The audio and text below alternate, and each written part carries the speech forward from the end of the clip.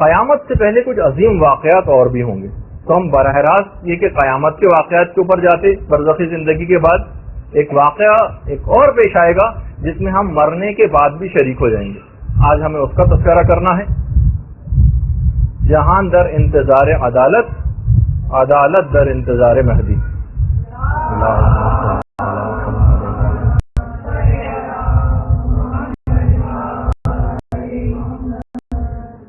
دنیا کو ہے جس مہدی برحق کی ضرورت، ہے جس کی نگاہ زلزلہ عالم افکار. علامہ اقبال بھی کہہ کے گئے. اور کبھی جس کو لوگ کسی اور طور پر سمجھتے ہیں وہ خود امام ہی کے لیے وہ شعر ہے کہ کبھی ہے حقیقت منتظر نظر آ لباس مجاز میں کہ ہزاروں سجدے تڑپ رہے ہیں میری جبین نیاز میں. امام زمانہ کے لیے شعر کہا علامہ اقبال نے. زمانہ بہت تیزی کے ساتھ امام کے ظہور کبریٰ کی طرف بڑھ رہا ہے. اکثر علماء کے نزدیک تو امام کا ظہور صغریٰ ہو چکا ہے اور امام کچھ لوگوں کے لیے ظاہر ہو چکے ہیں، اور جس کی ہم تفصیل میں تو ابھی نہیں جائیں گے. دیکھیے بعض اوقات ایسا ہوتا تھا کہ ایک زمانہ تھا کہ 50 سال 60 سال 70 سال گزر جاتے تھے اور امام زمانہ کے ظہور کی کوئی ایک مشکل سے نشانی پوری ہوتی تھی. پچھلے 6 ماہ سے 8 ماہ کے عرصے میں ظہور کی 70 سے زائد نشانیاں پوری ہوئی. اس پچھلے جن علماء نے کام کیا اس موضوع پر وہ فرماتے ہیں اس پچھلے 6 سے 8 مہینے کے اندر 70 سے زائد نشانیاں پوری ہوئی ہیں ظہور کی. لیکن علماء کا یہ کہنا کہ اگر ہم ان نشانیوں کو ہی بتانے بیٹھیں تو عام طور پر اس ایک زمانے میں بہت بتائی بھی گئی ہیں اور بتائی جانی بھی چاہیے، کوئی ایسی برائی کی بات تو نہیں ہے. البتہ کچھ علماء کا یہ بھی کہنا ہے کہ لوگوں کو فقط نشانیاں اور علامتیں بتاتے رہنا یہ گویا ان کو زہر دینے کے مترادف.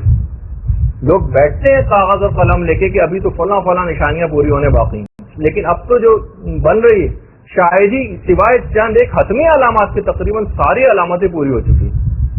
صرف 6-7 حتمی علامتیں باقی رہ گئی ہیں جو ظہور سے کچھ ہی عرصے پہلے ظاہر ہوں گی، ابھی جن کا تذکرہ ہم کرنے بھی والے ہیں. تو علماء کہتے ہیں کہ زہر دینے کے مترادف ہے اس بات کو، لوگوں کو علامتیں بتانا. لوگ یہ سوچتے ہیں کہ ابھی تو امام کے آنے میں بہت ٹائم اور غفلت کا شکار ہو جاتے ہیں.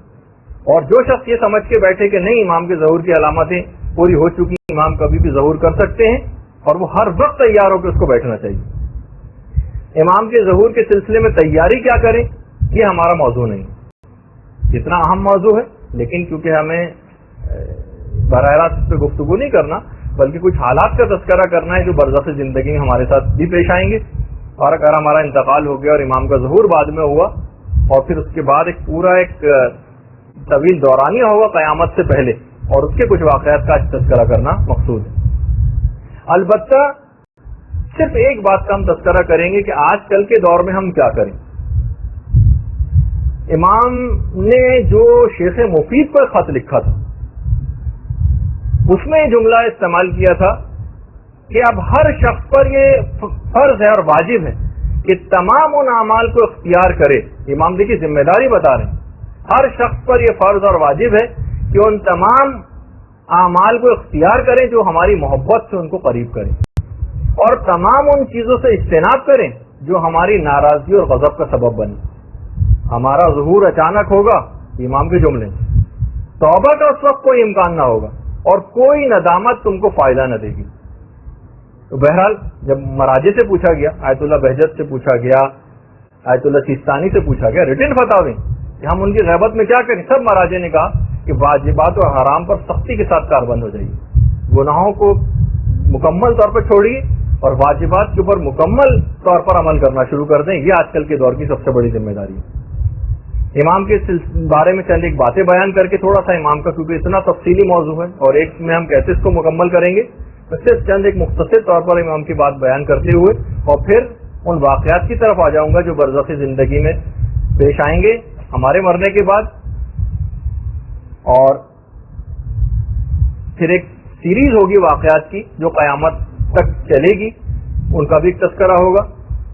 تو دیکھیے سب سے پہلی بات تو یہ ہے کہ اب میں جو بات بیان کرنے جا رہا ہوں اس کا اطلاق فی الحال نہیں ہوگا آپ لوگوں کے پاس، کہ امام کے سلسلے میں ایک حکم یہ ہے کہ جب بھی کبھی امام کا نام لیا جاتا ہے تو علماء نے کہا کہ اس وقت ادب اور اس کا تقاضا یہ ہے احترام کا کہ امام کا نام سنتے ہی کھڑے ہو جائے.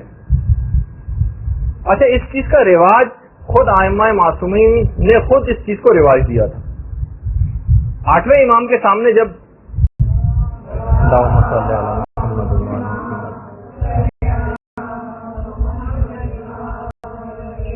حضرت قائم کا تذکرہ آیا تو امام کھڑے ہو گئے, اپنے ہاتھ کو سر پر رکھا اور کہا اللہم عجل فرجہ وسہل مخرجہ, پروردگار ان کا ظہور جلد فرما اور ان کے ظہور کو ہم پر آسان بھی فرما.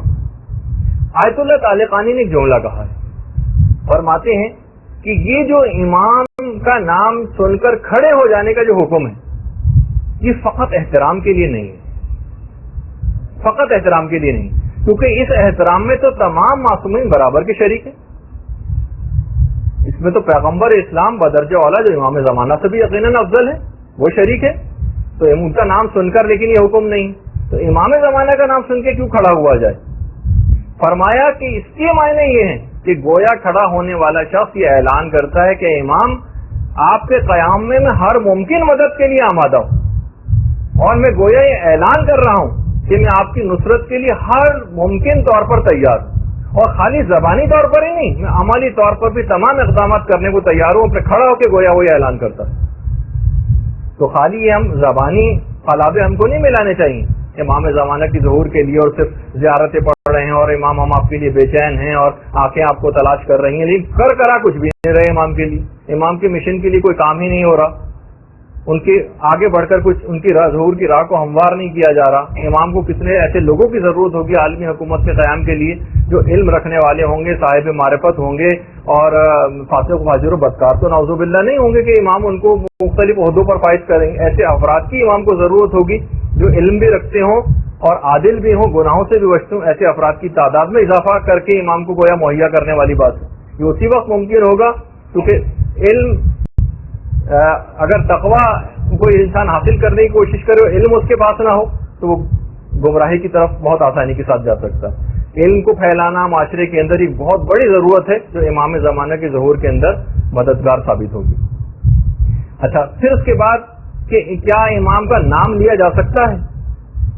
پہلے تو میں امام کا نام سب کو پتا ہے کہ پیغمبر اسلام کے ہم نام ہیں امام زمانہ. باقاعدہ مستدرک الوسائل میں جملہ روایت ہے کہ جو بھی قائم کے قیام سے پہلے ان کا نام لے گا گویا وہ ان کا منکر ہوگا.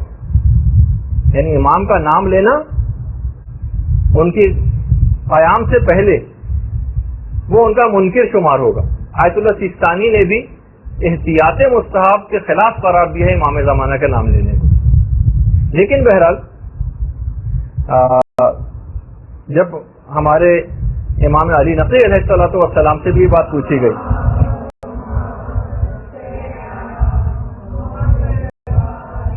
کہ مولا پھر اس کو ان کو کس نام سے ہم مخاطب کریں, تو فرمایا کہ تم انہیں حجت آل محمد کہہ دیا کرو. اور باقاعدہ امام کی خود اپنی توقیع کے اندر جو مکتوب لکھے ہوئے آتے تھے امام کی طرف سے تحریری ہدایت نامے, اس میں یہ بات تھی کہ ملعون ہے وہ شخص جو لوگوں کی محفلوں میں ہمارا نام لیتا ہے. اچھا کچھ روایات میں اتنی سختی آئی ہے کہ امام کا نام نہ لیا جائے, کچھ روایتوں میں جواز کا تذکرہ بھی آیا ہے, یعنی جائز ہے امام کا نام لینا. اب اگر حرمت اور جواز کی روایتوں کو جمع کیا جائے تو نتیجہ علماء نے نکالا کہ مقام تقیہ میں امام کا نام لینا یہ جائز نہیں. شیخ حر عاملی نے وسائل الشیعہ کے اندر کہا فرماتے ہیں کہ اگر کیونکہ ہمارا دور اس طرح کا دور ہے کہ اس میں اب ویسا تقیہ نہیں رہا جیسے کہ پہلے زمانے میں ہوا کرتا تھا, تو اب امام کا نام لینے کی اجازت ہے. جبکہ تمام علماء موجودہ علماء کہتے ہیں امام کا نام آج کل کے دور میں لینے کی کوئی ممانعت نہیں. اچھا پھر کیا امام کسی کو دکھائی دیتے ہیں؟ تو دیکھیے کبھی کبھار دیگر ائمہ کی زندگی میں بھی ملتا ہے اور خود پیغمبر اسلام کی زندگی میں بھی ملتا ہے کہ اکثر پیغمبر لوگوں کی نگاہوں سے غائب ہو جاتے تھے. شب معراج کا تو خیر واقعہ ہے کہ سامنے سے گزرتے چلے گئے اور ان کو پتہ نہ چلا.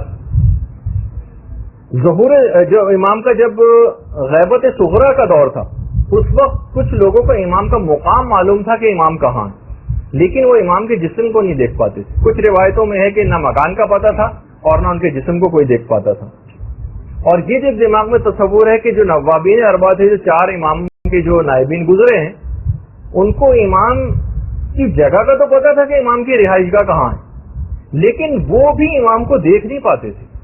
امام زمانہ کے متعلق جب یہ بات ہے کہ امام پیدائش کے دن سے غیبت نہیں. اچھا،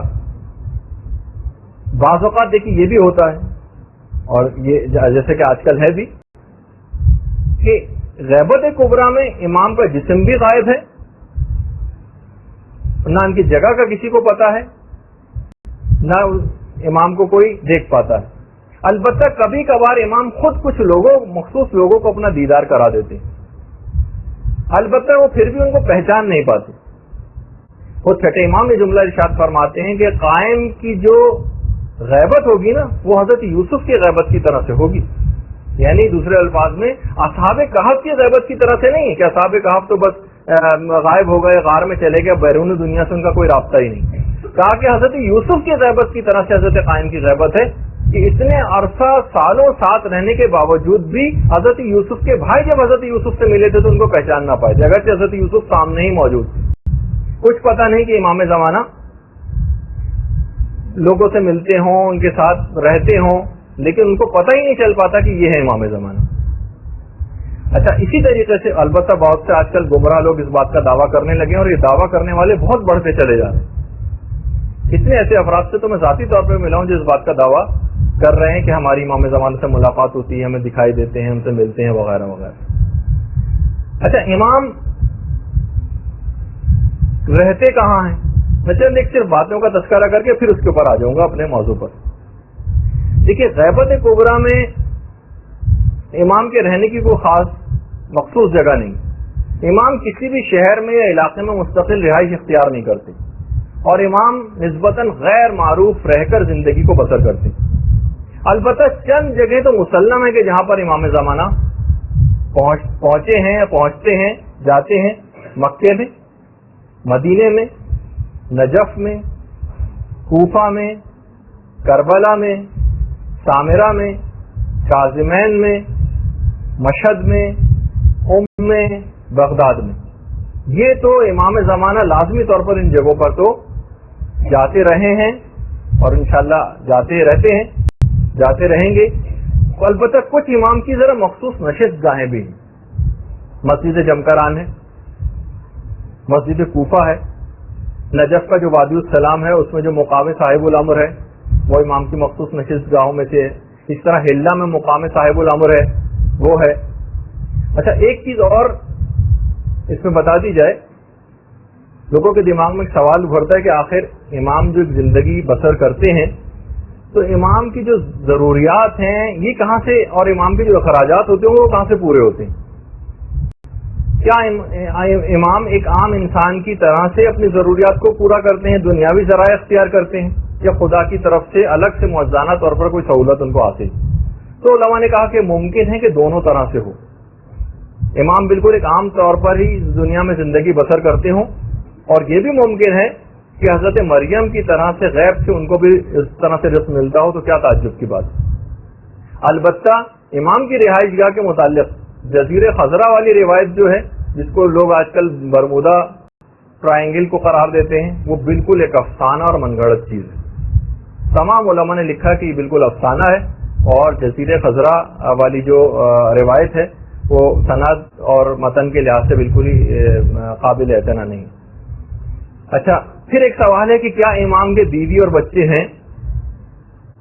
اچھا، کچھ روایات ایسی ہیں کہ جس سے یہ پتہ چلتا ہے کہ امام عائلی زندگی گزار رہے ہیں، لیکن اور اس میں یہ بھی ہے کہ امام کے بیوی اور بچے ہیں، لیکن جو صحیح ترین روایات ہیں اس میں یہ ہے کہ امام کی کوئی اولاد نہیں ہے، اور اگر ہے بھی بالفرض اگر ہو بھی تو بھی خود امام کی ان اولادوں کو بھی یہ بات پتہ نہیں کہ ہم امام کی اولاد ہیں، کیونکہ طول عمر امام زمانہ کا معجزہ ہے، ان کی اولاد کا معجزہ نہیں، ان کی ازواج اگر ان کی زوجہ کوئی ہوں ان کا معجزہ نہیں.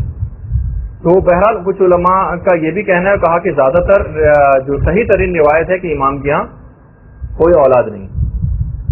اچھا کچھ روایتوں میں یہ پتہ چلتا ہے کہ ان کے ہاں اولاد ہے، بلکہ ایک کتاب لکھی بھی گئی ہے امام زمانہ کے بیٹوں کے حالات پر، میرے پاس بھی فارسی میں ہے، البتہ یہ کہ بہرحال علماء نے کہا کہ جو روایات اس سلسلے میں ہیں وہ اتنی صحیح نہیں ہے، کہ کوئی صحیح ترین آتھینٹک روایات کے اندر امام کی اولادوں کا کوئی تذکرہ نہیں۔ شیخ طوسی نے کتاب الغیبت میں مفضل ابن عمر سے چھٹے امام سے روایت ایک نقل کی۔ امام فرماتے ہیں کہ امام زمانہ کی رہائش کا نہ ان کے فرزندوں کو وہ علم ہے اور نہ کسی اور کو۔ اس سے تو یہ پتہ چلتا ہے کہ امام کے فرزند بھی ہیں، لیکن چھٹے امامی کی ایک اور روایت ہے۔ امام فرماتے ہیں کہ امام وہ ہوتا ہے جس کا کوئی بیٹا ہو، سوائے اس کے کہ جس کے بعد امام حسین اپنی قبر سے تشریف لے کر آئیں گے، زمان رجت کی طرف اشارہ، بس اس کے ہاں کوئی بیٹا نہیں ہوگا، یعنی اس کے ہاں کوئی اولاد نہیں ہوگی۔ روایت میں تو خیر بیٹے کا لفظ ہے، لیکن عام طور پر اولاد کے معنوں میں بھی استعمال ہوتا ہے کہ ہر امام کا کوئی بیٹا ہوتا ہے، سوائے اس کے کہ جس کے لیے ہمارے جد قبر سے اٹھ کر تشریف لائیں گے، بس اس کے ہاں کوئی بیٹا نہیں ہوگا۔ جب آٹھویں امام کے سامنے جب آٹھویں امام نے اس روایت کو ذکر کیا تو علی ابن حمزہ ایک راوی تھی جو وہاں پہ بیٹھے ہوئے تھے، کہنے لگے میں قربان جاؤں امام آپ کے دادا کے سامنے بھی جب ایسا ہی ذکر ہوا تھا تو انہوں نے بھی اس بات کی تائید کی تھی۔ تو بہرحال خیر اس تحقیق کے اندر جانے کی کوئی ضرورت بھی نہیں ہے، لیکن ہم نے ایک ویسے ہی ذکر کر دیا کہ مختلف تاکہ تھوڑا سا ایک تعارف امام کا آ جائے۔ ہاں، زوجہ کے متعلق بھی کسی روایت کے اندر اس بات کا تذکرہ نہیں ہے کہ امام کی کوئی اگر ہو بھی تو ہمارے علم میں کم سے کم نہیں۔ اولادوں کے سلسلے میں تھوڑی سی بحث آئی بھی ہے، زوجہ کے سلسلے میں، کیونکہ وہی میں نے کہا کہ زوجہ کا یا کسی طول عمر کا معجزہ یہ امام زمانہ سے مخصوص ہے، ان کے کسی اور رشتہ دار سے مخصوص نہیں۔ تو اچھا پھر ایک سوال اور ہوتا ہے، کیا امام کو خود اپنے ظہور کے حتمی وقت کا علم ہے؟ تو روایات سے یہ بات پتہ چلتی ہے کہ امام کو بھی اپنے ظہور کا علم نہیں۔ اور چھٹے امام یہ بیان فرماتے ہیں کہ خدا جب انہیں ظہور کرنا ہوگا تو خدا ان کو ظہور کا الہام کرے گا۔ امام کو جب امام کا ایک لقب منتظر بھی، یعنی وہ خود بھی انتظار کر رہے ہیں اپنے ظہور کا۔ اچھا ایک اور روایت ہے جو چھٹے امامی سے ہے کہ پیغمبر اسلام کی جب رحلت کا وقت قریب آیا تھا تو پیغمبر کو پروردگار کی طرف سے ایک مکتوب ملا تھا، ایک مکتوب نازل ہوا تھا اور کہا تھا کہ محمد یہ میری طرف سے تمہارے خاندان کے نجیب اور پسندیدہ افراد کے لیے۔ پیغمبر اسلام نے جبریل سے پوچھا کہ یہ نجیب افراد کون ہیں؟ تو کہا کہ یہ علی اور ان کی اولاد ہے۔ مکتوب کے اندر علیحدہ علیحدہ رقعہ جات رکھے ہوئے تھے پیغمبر نے، اور ہر رقعے کے اوپر ایک مہر بھی لگی ہوئی تھی۔ پیغمبر نے مولا سے کہا کہ علی اس میں سے جو مکتوب تمہارے لیے ہے اس کی تم مہر کو کھولو اور خدا کی طرف سے دی گئی ہدایات کے اوپر عمل کرو۔ اسی طریقے سے ہر امام کے دور میں وہ رقعہ جات سیلڈ اینویلپ جس کو ہم کہیں اپنے زبان میں، ہدایات کو لکھے ہوئے ہر اماموں تک منتقل ہوتے رہے اور ہر امام نے اس کی مہر کو کھول کر اور اس کے اندر جو لکھی ہوئی ہدایات کے اوپر عمل کیا۔ کچھ علماء نے کہا کہ ہو سکتا ہے یہ سلسلہ جاری ہوتے ہوتے امام زمانہ تک پہنچا، اور ہو سکتا ہے کہ امام کو اس ہدایت نامے کے ذریعے اپنے ظہور کے وقت کا علم ہو سکتا ہے، وہ اس رقعے کے اندر جو اس طرح کی باتیں لکھی، اصول کافی کے اندر باقاعدہ یہ روایت ہے۔ اچھا ہو سکتا ہے کہ امام اس رقعے کے ذریعے اپنے ظہور کے حتمی وقت سے واقف ہوں۔ اور ایک روایت میں یہ بھی ہے کہ پیغمبر اسلام یہ بات ارشاد فرماتے ہیں کہ ظہور سے پہلے قائم کی جو تلوار اور علم ہوگا اس میں خدا بولنے کی قوت کو پیدا کر دے گا، اور ایک آواز آئے گی ولی خدا کے دشمنوں قیام کرو اور خدا کے دشمنوں کو قتل کرو۔ کافی میں بھی ہے، بہار میں بھی یہ روایت ہیں۔ اچھا اب ایک سوال یہ ہوتا ہے کہ اتنا عرصہ ہو گیا امام نے ظہور اب تک کیوں نہ کیا؟ تو دیکھیے ہر انقلاب کے کچھ خارجی اور داخلی عوامل ہوتے ہیں۔ اب آپ خود دیکھتی ہیں کہ جب تک ان اہداف ان عوامل کو حاصل نہیں کیا جائے گا، جب تک کوئی بھی انقلاب بیکار ہوتا ہے، جب تک کہ مخصوص چیزوں کو پہلے حاصل نہ کر دیا جائے۔ خود دیکھتی ہیں آپ کہ جب حضرت عیسیٰ کو آسمانوں پر جب اٹھایا گیا تھا، اس کے 500 سال بعد پیغمبر اسلام پیدا ہوئے اور پیدائش کے بھی 40 سال کے بعد اعلان رسالت کیا تھا۔ تو اس سے بھی آپ اندازہ لگائیں کہ بہرحال ہر چیز کا ایک مناسب وقت ہوتا ہے، موقع ہوتا ہے، اور ویسے بھی غیبت خدائی رازوں میں سے ایک راز ہے، اس کی حکمتیں سمجھ میں نہیں آتی۔ اچھا، ایک اور بات اور علماء نے بیان کی، ظہور کی امام کی کچھ علامات ہیں اور کچھ شرائط ہیں، لوگ آپس میں ان کو ملا دیتے ہیں۔ علامات جو ہوں گی نا وہ ظہور سے کچھ پہلے، اس سے کچھ قبل نمودار ہوں گی۔ اچھا، جبکہ ظہور سے براہ راست ربط ہے شرائط کا۔ علامات الگ ہیں، امام کے ظہور کی شرائط الگ ہیں۔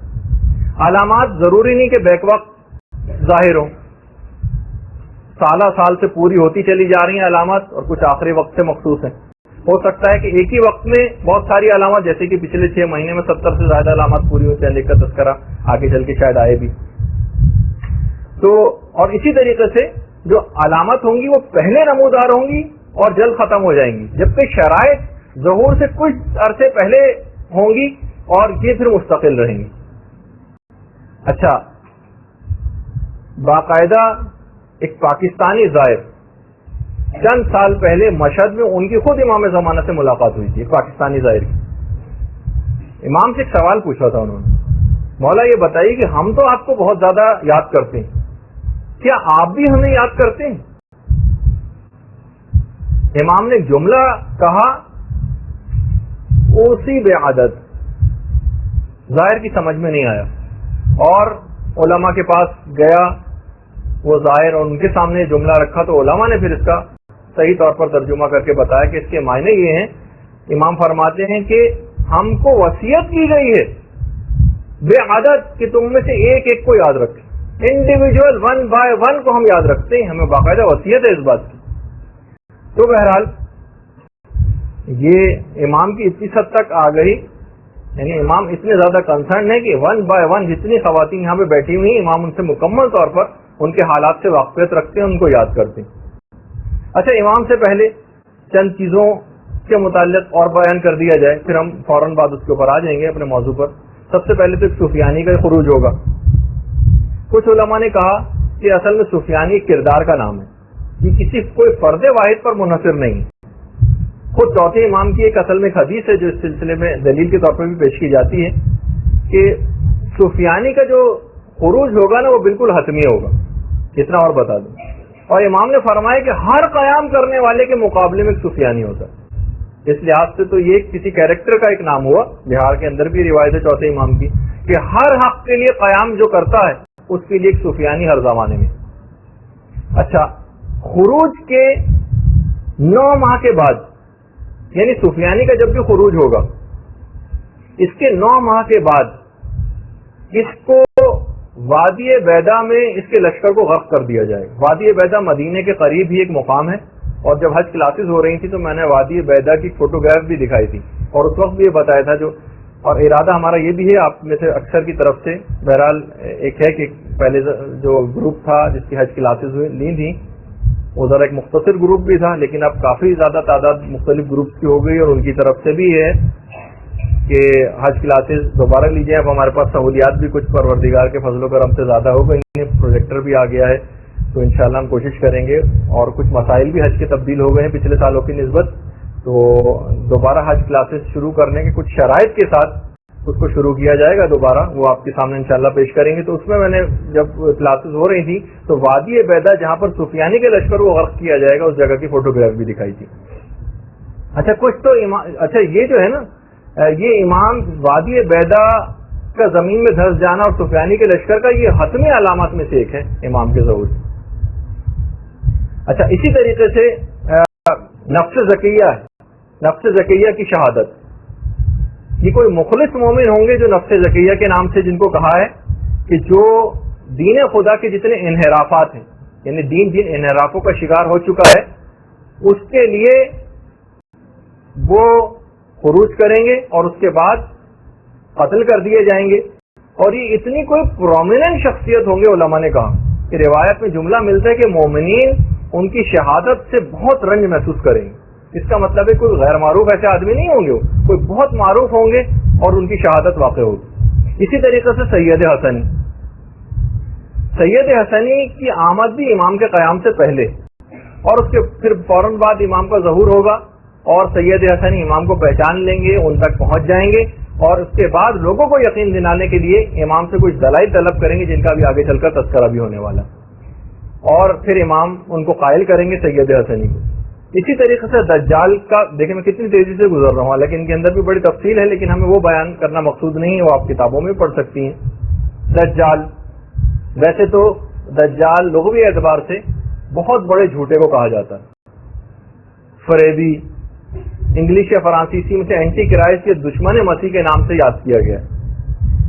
تو شیخ صدوق نے بھی ایک روایت لکھی ہے کہ یہ جو دجال ہے نا، اصل میں پیغمبر اسلام کی زندگی میں ہی پیدا ہو چکا تھا، اور پیغمبر نے اسے مصلحتاً قتل نہیں کیا تھا تاکہ یہ اس کی رسی کو تھوڑا دراز کیا جائے اور مستقبل میں یہ امام کے دور میں پہنچ جائے اور اس وقت کا دجال ثابت ہو، روایت میں یہ۔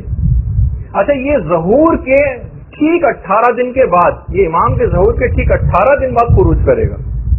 دیکھیے بعض یہ میں اور بتا دوں کہ اگر میں ظہور دجال کہوں تو وہ بھی صحیح ہم، لیکن امام کے منسوب ہونے کی وجہ سے ظہور کے لفظ کو ذرا ہم نے بہت متبرک سمجھا ہے، اور کوئی حرج بھی نہیں ہے اس کے اندر، لیکن خروج عام طور پر ان لوگوں کے لیے استعمال ہوتا ہے، سفیانی کے لیے، دجال کے لیے، اور امام کے لیے ظہور کا لفظ استعمال ہوتا ہے۔ لیکن اگر ظہور دجال کا بھی لفظ کہیں کہ آپ پڑھ لیں تو وہ بھی کوئی غلط لفظ نہیں۔ یہ ٹھیک 18 دن کے بعد خروج کرے گا یا ظاہر ہوگا، اور اس حد تک یہ تاکیدی امر ہے۔ روایات میں یہ کہ امام کا اگر ظہور ہو جائے اور اس کے ٹھیک 18 دن کے بعد دجال کا ظہور نہ ہو تو سمجھ لینا کہ وہ سچا مہدی نہیں ہوگا، یعنی اتنا یقینی ہے ٹھیک 18 دن کے بعد امام کے ظہور کے دجال کا ظہور ہونا۔ اور یہ بھی روایات میں ہے، جو موجودہ زمانہ بہت تیزی کے ساتھ لگ رہا ہے کہ اس طرف جا رہا ہے، دجال کے ساتھ 70,000 یہودیوں کی ایک فوج ہوگی یہ، اور خروج کے بعد یہ جب خروج کر لے گا تو دجال کی ٹوٹل عمر خروج کے بعد فقط 40 روز تک ہوگی، اور اس کے بعد یہ حضرت حجت کے ہاتھوں قتل کر دیا جائے گا۔ روایات میں یہ چیز بھی ملتی ہے کہ دجال کے ساتھ خاص طور پر اس نے میوزک کا ایک ایسا انتظام کیا ہوگا کہ لوگ بہت زیادہ مومنین بھی اس کی طرف اٹریکٹ ہوں گے۔ صرف وہ لوگ دجال کے ہاتھوں بچ پائیں گے، اس کے فریب میں نہیں آئیں گے، جو پہلے سے خود کو اس گناہوں سے دور رکھے ہوئے، جو اس دنیا میں بھی گانے نہیں سنتے، جو اس وقت بھی میوزک سے دور رہتے ہیں، تو وہ اس سے محفوظ رہیں گے۔ البتہ ایک دوسرا حل بھی، جو محفوظ نہیں ہے خدا ان کو محفوظ کرے، لیکن بہرحال یہ کہ جو پھر بھی اس میں مبتلا ہیں اور دجال کا بھی آ جائے تو یہ صرف دیکھیے علم کے ذریعے بات پتہ چلے گی، خالی اس کو بھی پھیلایا جائے کہ جس وقت دجال ظہور خروج کرے گا تو جو بھی اس کے شر سے بچنا چاہے گا اس کے لیے روایت میں ایک ہے کہ وہ دجال کی طرف یا تو نگاہ ہی نہ کرے، یا اگر نگاہ کر بھی دے تو سورہ الحمد کا ورد کرنا شروع کر دے، وہ دجال کے فتنے سے بچ جائے گا، یا سورہ الحمد کا ورد کرتے ہوئے دجال کے اوپر جف کرے، تھوک دے، تو وہ بھی اس سے بچ جائے گا۔ یہ طریقہ جو ہے پیغمبر اسلام نے بتایا کہ دجال سے بچنے کا جو طریقہ ہے۔ اچھا، اب علماء نے کہا کہ ہو سکتا ہے کہ یہ دجال کا جو لفظ ہے یہ رمزی ہو۔ دجال اصل میں ہر چالاک و مکار کے لیے بھی دجال کا لفظ استعمال ہو جاتا ہے، مغربی تہذیب جو فریبی ایک تہذیب ہے اس کے لیے بھی دجال کا لفظ ہے۔ اچھا، اسی طریقے سے دیکھیے ایک بات اور بتا دی جائے کہ سفیانی فلسطین سے خروج کرے گا روایت میں۔ اچھا، فلسطین اور اسرائیل یہ تو بالکل ملے ہوئے ہی ہیں، یعنی یہ کہا جائے کہ اسرائیل سے خروج ہوگا۔ سید حسنی کا ایران سے ہوگا، اور امام زمانہ کا مکہ سے ظہور ہوگا۔ اچھا، یہ جو تینوں واقعات ہیں، اللہم صلی علی محمد وعلی محمد، یہ جو تینوں واقعات ہیں، سفیانی کا فلسطین یا اسرائیل سے خروج، سید حسنی کا ایران سے، اور امام کا مکے سے، یہ ایک سال کے اندر اندر واقع ہوں گے، ایک سال کے اندر یہ تینوں چیزیں ہوں گی۔ اور یہ بھی ہے، دیکھیے اب تو لگ رہا ہے کہ زمانہ اس جنگ کی طرف جا رہا ہے مسلسل۔ ملتا ہے روایت میں کہ امام زمانہ کا آخری معرکہ رام اللہ میں ہوگا، روایات میں رام اللہ جو اس وقت فلسطین کا ایک علاقہ، انشاءاللہ اس کی بھی میں کبھی تفصیل بتاؤں گا. امام کے ظہور سے پہلے خاص چیز اور ہے جس میں بہت سی باتیں بھی ہم کو اس لحاظ سے بتانی ہیں، جس سے بچنے کے طریقے بھی اس میں آتے ہیں، کہ امام کی آمد سے پہلے ایک زوردار دھماکے چیخ کی آواز آئے گی. روایات میں یہ اس وقت کے لیے بھی روایت میں ہدایات ہے، وہ یہ ہے کہ انسان اپنے کھڑکی اور دروازے بالکل گھر کے بند کر لے، اور خاص طور پر جو شیشوں جہاں شیشے لگے وہ اس سے دور ہٹ جائے، اور سجدے میں چلا جائے اس چیخ کی دھماکے کی آواز کو سن کر، اور ایک جملہ کہے، وہ مسلسل اس کا ورد کرے، سبحان القدوس ربنا القدوس، تو وہ چیخ یا دھماکے کے نقصانات سے محفوظ ہو جائے گا. یہ روایات میں سبحان القدوس ربنا القدوس سجدے میں جائے اور مسلسل اس کو پڑھتا رہے. اچھا، وہ اس کے نقصانات سے محفوظ ہو جائے گا. اچھا، پھر اس کے بعد وہ آسمانی آواز آئے گی. دیکھیے میں بہت تیزی کے ساتھ جا رہا ہوں. آسمانی آواز آئے گی جبریل کی، جاء الحق وزهق الباطل ان الباطل کان زهوقا، اور اس جبریل کی آواز سن کر لوگوں کے 3 گروہ ہو جائیں گے. ایک گروہ تو فوراً امام کی مدد کے لیے نکل کھڑا ہوگا بغیر کچھ سوچے سمجھے، یعنی اس کو پتا ہوگا ایک مخصوص آواز آئے گی جو ہر شخص اپنی زبان میں سنے گا. معجزانہ طور پر جیسے ہی یہ پہلا قدم اٹھائے گا اس کا اگلا قدم مکے میں ہوگا. یہ پہلا گروہ ہے جو معجزانہ طور پر اس کو ایک بہت بڑی سعادت ملے گی. دوسرا گروہ وہ ہوگا جو اس آواز سے مکمل طور پر متفق تو ہوگا، لیکن وہ سوچے گا کہ بھائی ٹھیک ہے امام نے بلایا ہے لیکن بیوی بچوں کی بھی کچھ کوئی ذمہ داریاں ہیں. یہ دوسرا گروہ ہوگا. اور اس کے بعد پھر ایک اور آواز آئے گی کہ جو کہ شیطان کی آواز ہوگی کہ تمہارے رب نے فلسطین میں ظہور کیا ہے، یا اسرائیل میں جس کو کہا جائے. اور اس کے بعد پھر ایک اور آواز جبرائیل کی آئے گی کہ پہلے اس آواز کے اوپر یقین نہ کرنا، یہ جھوٹی آواز ہے. اچھا، اتنا اور بتا دیا جائے کہ باقاعدہ مفضل نے چھٹے امام سے پوچھا بھی تھا کہ مولا یہ بتائیے کہ جب یہ حضرت قائم ظہور کریں گے تو کیا یہ کچھ لوگوں کے ساتھ ہوں گے یا اکیلے ہی آئیں گے؟ تو امام نے ایک جملہ کہا تھا کہ مفضل وہ اکیلے ہی ظہور کریں گے.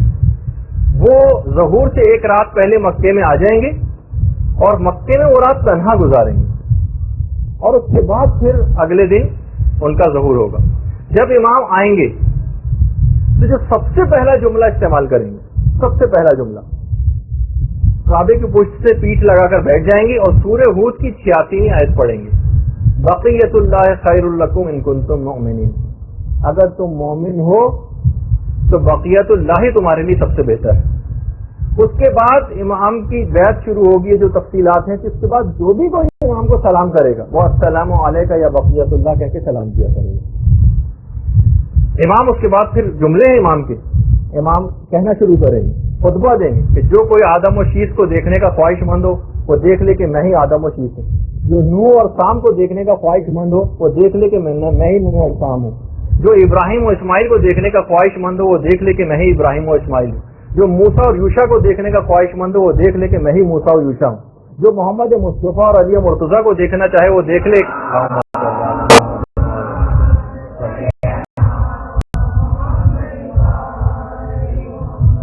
کہ میں ہی محمد مصطفیٰ علی مرتضیٰ ہوں. جو حسن و حسین کو دیکھنا چاہے وہ دیکھ لے کہ میں ہی حسن و حسین ہوں. جو اولاد حسین کے ائمہ کو دیکھنے کا خواہش مند ہو تو دیکھ لے وہ دیکھ لے کہ میں ہی اس نسل پاک کے معصومین کا خلاصہ ہوں.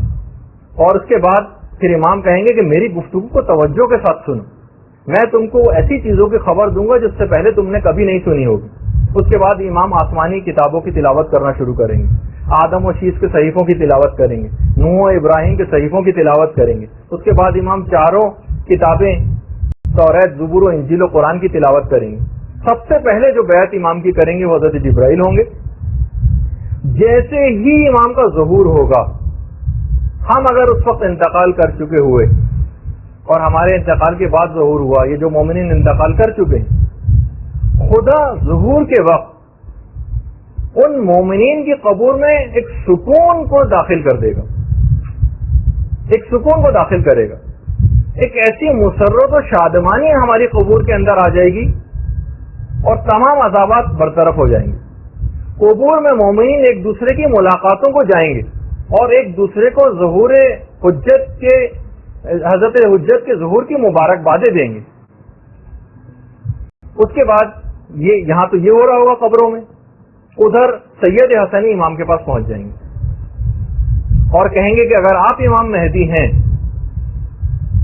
تو پھر رسول کا عصا کہاں ہے، رسول کی انگوٹھی کدھر، رسول کا لباس کہاں ہے، رسول کی جو زرہ جس کا نام فاضل تھا وہ کدھر، رسول کا امامہ جس کا نام صحاب تھا وہ کہاں ہے، یربو نام کا رسول کا ایک گھوڑا، یہ رے بے واو عین، وہ کدھر، غصبہ نام کا ناقہ رسول کا وہ کدھر، دلدل جو رسول کا خچر تھا وہ کہاں ہے، اور یافور نام کا رسول کا جو حمار تھا وہ کدھر، رسول کا گھوڑا براق کہاں ہے، اور علی کے ہاتھ کا جمع ہوا قرآن کدھر۔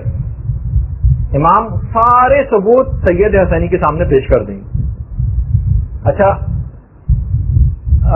امام اس وقت عصائے رسول کو زمین پر ماریں گے، لیکن وہ تیزی کے ساتھ جا رہا ہوں، اور اس میں سے ایک پودا نمودار ہوگا جو دیکھتے ہی دیکھتے پھلدار درخت میں تبدیل ہو جائے گا۔ پھر اس کے بعد رسول اللہ کا جو علم ہے جو جنگ بدر میں بھی تھا، اور اس کے بعد جنگ جمل 2 دفعہ وہ علم کھولا ہے خالی، اس کے بعد امام اس علم کو پیش کریں گے اور کہیں گے تم اپنا تعارف کراؤ۔ اب علم اپنا تعارف کرانا شروع کرے گا، میں رسول کے حقیقی اور سچے جانشین کے ہاتھ میں ہوں۔ اس کے بعد امام ذوالفقار کو پیش کریں گے، ذوالفقار سے بھی آواز ہے کہ میں اس کے سچے جانشین کے ہاتھ میں ہوں۔ پھر اس کے بعد روایت میں ہے کہ ایک روایت میں کہ امام مہدی یہ کام کریں گے، ایک میں ہے کہ سید حسنی یہ کام کریں گے کہ عصائے موسیٰ کو اٹھا کر زمین پہ ماریں گے اور اسی وقت 12 چشمے پھوٹ پڑیں گے۔ ان 12 چشموں کی بھی خاص وجہ ہوگی کہ اس وقت اعلان بھی کر دیا جائے گا کہ جو شخص بھی امام کے ظہور کے بعد امام کے پاس پہنچنے والا ہوگا اس سے کہا جائے گا کھانے اور پینے کا کوئی سامان لانے کی ضرورت نہیں ہے، عصائے موسیٰ کے ذریعے جو چشمے پھوٹیں گے اور کھانے لوگ سیراب بھی اسی سے ہوں گے اور اپنی غذائی ضروریات بھی اس سے پوری کریں گے۔ ایک پوری تفصیل ہے روایت میں۔ اس کے بعد انگشتری سلیمان امام وہ پیش کریں گے کہ جب حضرت سلیمان کی وہ انگوٹھی جب حضرت سلیمان پہن لیتے تھے تو تمام پرندے اور جانور ان کے گرد جمع ہو جاتے تھے، اپنے اپنے مسائل پیش کرتے تھے، ان کی زبان میں حضرت سلیمان ان کے جوابات دیتے تھے۔ امام بھی اسی چیز کو دہرائیں گے اور وہ انگوٹھی پہن لیں گے، پرندے سارے جمع ہو جائیں گے، امام ان کو ان کی زبان میں جواب دیں گے۔ اس کے بعد سید حسنی کہیں گے وہ رسول اللہ کی زرہ کہاں ہے جو ان کے صحیح اور سچے جانشین کے علاوہ کوئی اور نہیں پہن سکتا۔ امام وہ زرہ پیش کریں گے اور سید حسنی سے کہیں گے تم اس کو پہنو۔ سید حسنی لڑ جائیں گے، نہیں میں اس زرہ کو نہیں پہن سکتا۔ امام اصرار کریں گے کہ نہیں تم پہنو اس کو، جب وہ پہنیں گے تو ان کے جسم پہ فٹ نہیں آئے گی۔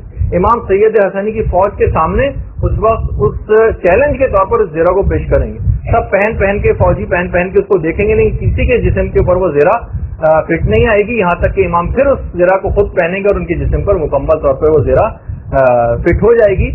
سید حسنی اپنی تمام تر فوج کے ساتھ اس وقت امام کی بیعت کر لیں گے۔ اچھا، اس وقت جب امام کی بیعت ہوگی تو اس وقت اور کون کون بیعت کے لیے آئے گا؟ کہا روایات میں ہے کہ 30,313 فرشتے بھی بیعت کے لیے اس وقت پہنچ جائیں گے۔ کچھ اس میں فرشتے وہ ہوں گے ان 30,313 میں سے جو حضرت نوح کی کشتی میں ان کے ساتھ تھے، کچھ فرشتے وہ ہوں گے جو حضرت ابراہیم کے کو جب آگ میں پھینکا جا رہا تھا اس وقت ان کے ساتھ تھے، کچھ وہ فرشتے ہوں گے جو حضرت موسیٰ کے ساتھ اس وقت تھے کہ جب حضرت موسیٰ کے لیے دریا کو پھاڑا جا رہا تھا، اور کچھ حضرت عیسیٰ کے ساتھ وہ فرشتے تھے کہ جب حضرت عیسیٰ کو آسمانوں پر بلند کیا جا رہا تھا، اور 4,000 فرشتے نشان زدہ ہوں گے، مارکڈ بالکل، اور 1,000 فرشتے اور ان کے ساتھ نازل ہوں گے۔ 313 فرشتے وہ ہوں گے جو جنگ بدر میں پیغمبر اسلام کی نصرت کے لیے نازل ہوئے تھے، اور 4,000 فرشتے وہ ہوں گے جو امام حسین کی مدد کے لیے کربلا میں تشریف لائے تھے، اور لیکن امام نے ان کو جنگ کی اجازت نہیں دی تھی اور وہ پھر واپس نہیں گئے تھے۔ یہ فرشتے اس کے بعد پھر واپس آسمانوں میں نہیں گئے۔ امام کی شہادت کے بعد ان کی قبر کے ارد گرد ہی گریا کونا ہے، بال پریشان ہیں، غبار آلود ہیں، اور یہ قیامت تک ان کا ایک سربراہ ہے ان فرشتوں کا جس کا نام منصور ہے۔ یہ جو بھی ظاہر کربلا جاتا ہے یہ تمام فرشتے اس کے استقبال کے لیے جاتے ہیں۔ جب ظاہر وہاں سے ودا ہونے لگتا ہے کربلا سے اس کو ودا کے لیے آتے ہیں۔ جب کوئی ظاہر بیمار ہو جاتا ہے تو اس کی عیادت کے لیے جاتے ہیں۔ اگر کوئی ظاہر انتقال کر جاتا ہے تو اس کی نماز جنازہ پڑھنے اور اس کے استغفار کے لیے آتے ہیں۔ یہ سب کے سب فرشتے آسمانوں میں واپس نہیں گئے تھے، اور یہ امام زمانہ کے ظہور کا انتظار کر رہے ہیں اور یہ آپ کی نصرت کریں گے ظہور کے بعد. اچھا اس کے بعد میں ابھی جیسے کہ 5ویں امام کی وہ روایت ہے جو ہم نے اس سے پہلے کھانے پینے کے سلسلے میں پیش کی. امام فرماتے ہیں کہ ندا آئے گی کہ تم میں سے کوئی بھی کھانا لانے کی زحمت کو نہ گوارا کرے. کہ امام کے پاس حضرت موسیٰ کا وہ پتھر ہے جس سے 12 چشمے پھوٹ پڑتے ہیں, اور حضرت قائم کا جب ظہور ہوگا تو اس پتھر سے جو چشمے پھوٹیں گے اسی سے لوگ اپنی پیاس کو بجھائیں گے اور اسی سے لوگ اپنی بھوک کو بھی ختم کریں گے. اچھا امام کے پاس جو اسلحہ ہوگا جس کے متعلق بہت زیادہ سوال پوچھے جاتے ہیں, بالکل جدید قسم کا اسلحہ ہوگا اور امام کی کئی طرح سے امداد ہوگی. خاص طور پر جو چھٹے امام نے کہا کہ ہمارے قائم کا جو روب و دبدبہ ہوگا نا وہ ایک ایسی دہشت اور روب ہوگا کہ جو لوگوں کے دلوں پہ خدا قائم کر دے گا. آج بھی ہم دیکھتے ہیں کہ حزب اللہ کا کیسا روب اور دبدبہ ہے, حالانکہ اتنی چھوٹی سی جماعت, لیکن اس کے باوجود امام کے متعلق ہے کہ ان کا کیسا روب اور دبدبہ ہوگا. اور باقاعدہ خود مولا کی بھی حدیث ہے کہ ملائکہ, جنات اور مخلص مومنین کے ذریعے شیعوں اور مخلص شیعوں کے ذریعے امام مہدی کی مدد کی جائے گی. اور امام فرماتے ہیں کہ ان کا جو روب اور دبدبہ ہوگا وہ 1 ماہ پہلے اور 1 ماہ بعد تک حرکت کرتا رہے گا. یعنی امام کے لیے خاص طور پر اس طرح سے مدد کی جائے گی. امام جب وہ حکومت اپنی قائم کر لیں گے تو جو ایک کیپٹل ہوگا جو بالکل یقینی 100% ہے وہ روایات میں ہے وہ کوفہ ہوگا. امام کوفے کو اپنا کیپٹل بنائیں گے. خود یہ چھٹے امام کی روایت ہے کہ کوفہ امام کا دارالخلافہ ہوگا. اور امام مولا کائنات فرماتے ہیں کہ میں دیکھ رہا ہوں کہ قائم کے ظہور کے بعد اپنے شیعوں کو کہ وہ نزولی اعتبار سے مسجد کوفہ میں قرآن کی تعلیم دے رہے ہوں. قرآن جس طریقے سے نازل ہوا تھا اس کے مطابق قرآن کی تعلیم مسجد کوفہ میں دیکھ رہا ہوں کہ وہ لوگ بیٹھے دے رہے ہیں. کوفے میں امام کے ظہور کے بعد اتنی مہنگی ہو جائیں گی جگہ, کوفہ اتنا زیادہ مہنگا ہو جائے گا, ظاہر امام کا کیپٹل ہوگا, پوری دنیا سے مومنین وہاں پر جوق در جوق پہنچ رہے ہوں کہ وہاں پر کار کو پارک کرنے کا جو کرایہ ہوگا وہی 2000 درہم ہوگا. یہ تو میں نے اپنے الفاظ میں کہا, ورنہ روایت میں جملہ یہ ہے کہ ایک بھیڑ کے بیٹھنے کی جگہ 2000 درہم ہوگی. اتنا زیادہ کوفہ مہنگا ہو جائے گا. فرشتوں کی فوجیں کوفے آ رہی ہوں گی اور جا رہی ہوں گی. کوفے کی قیمت زمین آسمان سے باتیں کرنے لگے گی. اچھا کوفے کے متعلق ہے کہ اتنی برکات نازل ہوں گی کہ کوفے میں آ کر جو شخص بھی کھڑا ہو کر دعا کرے گا اسے 1000 کے برابر اجر بھی دیا جائے گا. تو اس لحاظ سے بھی امام کا جو دارالخلافہ ہوگا اس کی بھی بہت تفصیل بیان کی گئی. امام کے کچھ وزیر بھی ہوں گے, کچھ عمال ہوں گے امام کے, کچھ امام کے باقاعدہ مشیر ہوں گے. ان میں کون کون ہوگا؟ ان میں ایک تو حضرت عیسیٰ ہوں گے, حضرت عیسیٰ ہوں گے, 7 اصحاب کہف یہ افراد ہوں گے. یعنی جو 313 کا جو عدد ہے نا امام کے, ان میں پہلے ہی سے 7 اصحاب کہف شامل ہیں 313 میں. حضرت موسیٰ کے وسیع حضرت یوشع ہوں گے, یہ امام کے سارے منسٹرز کے نام ہیں. مومن آل فرعون ہوگا, قرآن میں جس کا تذکرہ مومن آل فرعون کو دوبارہ اٹھایا جائے گا. سلمان فارسی ہوں گے, مالک اشتر ہوں گے, ابو دجانہ انصاری ہوں گے, اور ایک قبیلہ تھا قبیلہ حمدان, ان کے لوگوں کو دوبارہ اٹھایا جائے گا. حضرت عیسیٰ کے متعلق تو یہ کہ حضرت عیسیٰ کہیں گے مجھے آپ کو وزیر بنا کے بھیجا گیا ہے, باقاعدہ حضرت عیسیٰ کا یہ جملہ ہوگا. امام کی جو فوج کے سالار ہوں گے ان میں ایک تو شعیب بن صالح ہوں گے جو اللہ کے ایک نبی ہیں, اور اس کے علاوہ چھٹے امام کے فرزند حضرت اسماعیل بھی ہوں گے. روایات میں ایک یہ بھی ہے کہ امام کی فوج کے سالاروں کے اندر یہ لوگ افراد شامل ہیں. اس کے علاوہ حضرت عقیل ہیں, حضرت حارث ہیں, اور چھٹے امام کے جو صحابی مفضل ابن عمر یہ بھی امام کی فوج کے, یہ بھی اس فوج کے اندر شامل ہوں گے. کتنی مدت امام کی حکومت رہے گی؟ کچھ روایات میں 5 سال کا تذکرہ ہے, کچھ میں 7 سال کا ہے, کچھ میں 9 سال کا ہے, کچھ میں 40 سال کا ہے, اور کچھ میں 19 سال کا بھی ہے, اور کچھ میں 309 سال کا تذکرہ بھی. روایات یہ ہے کہ شب و روز کا دورانیہ امام زمانے کے ظہور کے بعد تبدیل ہو جائے گا اور 1 سال 10 سال کے برابر ہوگا. اور علماء نے کہا کہ یہ جو امام زمانہ کی جو دور حکومت کی جو مدت ہے اس میں جو اختلاف روایات ہے 5, 7, 9, 19, 40 اور 309 یہ اصل میں ہو سکتا، اس میں جمع بھی ممکن ہے. یعنی مقصد یہ ہے کہ ہو سکتا ہے کہ امام کو تشکیل حکومت کرتے کرتے 5, 7 یا 9 سال لگ جائیں، اور ہو سکتا ہے کہ امام 40 سال میں اپنے اقتدار کو مضبوط کریں، کیونکہ پوری دنیا میں اقتدار کو قائم کرنا ہے جس میں عرصہ درکار ہوگا. اور اس 40 سال کے دور میں جب اقتدار ذرا امام کا مضبوط ہو جائے گا تو امام اس کے نتیجے میں پھر 309 سال تک حکومت کریں. اور علماء نے کہا کہ کیونکہ پوری دنیا کے اوپر امام کی حکومت کو قائم ہونا ہے تو اس میں جو کم مدت کی روایات ہیں وہ ذرا غیر حقیقت پسندانہ محسوس ہوتی ہیں. امید یہی ہے کہ شاید اس کے نتیجے میں پھر 309 سال تک امام زمانہ کی حکومت رہے گی. پھر امام فرماتے ہیں ابو بصیر سے روایت چھٹے امام سے کہ جب معاملات مہدی کے ہاتھ میں آ جائیں گے تو خدا پست زمین کو بلند کر دے گا اور زمین کے پست جو بلند حصے ہیں ان کو پست کر دے گا، یہاں تک کہ دنیا ایک ہتھیلی کی مانند ہو جائے گی. اگر امام نے کہا اگر ہتھیلی پہ تمہارے کوئی بال رکھا ہو تو کیا تم اس کو نہیں دیکھ سکتے؟ اس طرح سے لوگ اس کو دیکھیں گے. بہار الانوار کی 52ویں جلد کے اندر یہ روایت ہے.